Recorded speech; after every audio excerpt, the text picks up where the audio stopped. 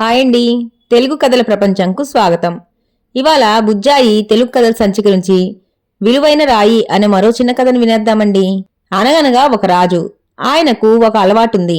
వజ్రాలు వైడూర్యాలు సేకరించడంలో ఆయన ఎనలేని ఆసక్తి చూపుతారు.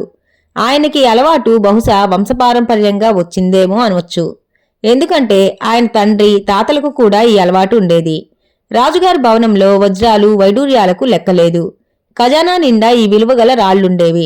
ఒకరోజు వాటిని చూస్తూ ఉండగా రాజుకు ఒక ఆలోచన కలిగింది. వీటి విలువెంతో తెలియడం లేదు. వాటిని విలువ చేయడం కోసం తగు ఏర్పాట్లు చేశాడు. మంత్రివర్గాన్ని సమావేశపరిచారు. తనకొచ్చిన ఆలోచనను వారి ముందుంచాడు.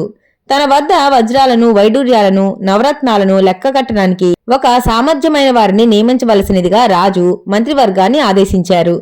రాజుగారు మాట్లాడిన తర్వాత ఒక మంత్రి లేచి నిల్చొని, ఒక జ్ఞాని ఉన్నారు. ఆయన ఇంకెక్కడో కాదు, మన దేశ శివారులోనే ఉన్నారు ఆ జ్ఞాని అని చెప్పాడు. ఆయనను ఇక్కడికి తీసుకురావడానికి అవసరమైన ఏర్పాట్లు చేస్తాను. ఆయన లెక్క తప్పకుండా ఖచ్చితంగా ఒక్కో రాయి ఎంత విలువైనదో చెప్పగలరు అని అన్నారు.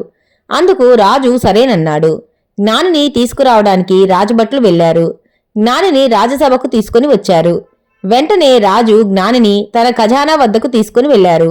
అందులో ఉన్న వజ్ర వైడూర్యాలను నవరత్నాలను జ్ఞానికి చూపించి వాటి విలువ ఎంతో చెప్పమన్నారు. ఒక జాబితా తయారు చేసి ఇమ్మన్నారు. జాబితా తయారు చేయడమే కాకుండా తన వద్ద ఉన్న వాటిలో ఏది అతి విలువైనది, ఏది తక్కువ విలువైనదో అనే వివరాలు ఒక వరుస క్రమంలో రాసివ్వవలసింది అన్నారు. జ్ఞాని రాజుగారు చెప్పినదంతా విని, ఈ రాళ్ల కన్నా అత్యంత విలువైన ఒక రాయి తానొక చోట చూశానని చెప్పాడు. రాజుకు ఆ మాట వినడంతోనే ఆశ్చర్యం వేసింది. తన వద్ద ఉన్నవే విలువైనవి అని అనుకుంటే వాటిని మించినది మరొకటి ఉందా అని అనుకున్నారు. అదెక్కడ ఉంది అని రాజు అడిగారు. మీ రాజ్యంలోనే అని జవాబిచ్చాడు జ్ఞాని. చూపించగలరా అని రాజుగారి ప్రశ్న. నాతో వస్తే తప్పకుండా చూపిస్తాను అన్నాడు జ్ఞాని.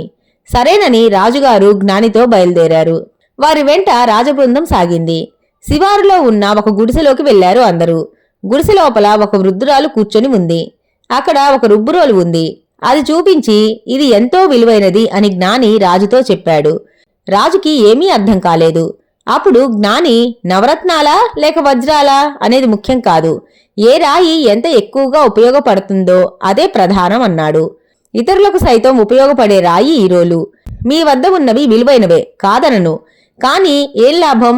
అవేవీ ఉపయోగపడకుండా మీరు ఉపయోగించకుండా ఖజానాలో తాళం వేసి ఉంచారు. కానీ బామ్మ దగ్గర ఉన్న ఈ రోలు చూడండి. ఆమె వయసులో పెద్ద కావచ్చు, అయితేనేం ఆ రోకలితో అవి ఇవి చేయటమే కాకుండా ఇక్కడున్న చుట్టుపక్కల వాళ్లకు అవి ఇవి రుబ్బి ఇచ్చి ఉపయోగపడుతున్నది. ఈ సంగతి నాకు బాగా తెలుసు. అందుకే నా దృష్టిలో 10 మందికి ఉపయోగపడే రాయే విలువైనది. రకరకాల పప్పులు రుబ్బి ఆ పిండితో టిఫిన్లు చేసి ఎందరో ఆకలిని తీరుస్తుంది. పలువురి ఆకలిని తీర్చేందుకు తోడ్పడుతున్న రోకలి గొప్పదా, లేక ఖజానాలో ఎవరికీ కనిపించకుండా పనికి రాకుండా ఉన్న నవరత్నాలు గొప్పవా?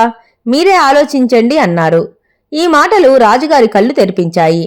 ఈ రాయి విషయంలోనే కాదు కదా, ఎవరికైనా ఎప్పుడైనా వీలున్నంత సాయం చేయగలిగినప్పుడు కలిగే ఆనందం, తృప్తి, డబ్బులు కూడబెట్టి తానూ తినక ఎదుటివారికి పెట్టక అంత ఉంది ఇంత ఉంది అని చెప్పుకోవడం వల్ల లాభమేమి ఉంటుంది, అందులో ఆనందమేమి ఉంటుంది అనుకున్నాడు రాజు.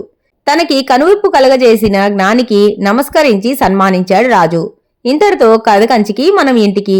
ఈ కథ గనక మీకు నచ్చినట్లయితే లైక్ చేసి, షేర్ చేసి, కామెంట్ చేసి మన ఛానల్కి సపోర్ట్ చేసేయండి ఫ్రెండ్స్. ఇక ఉంటానండి. By by.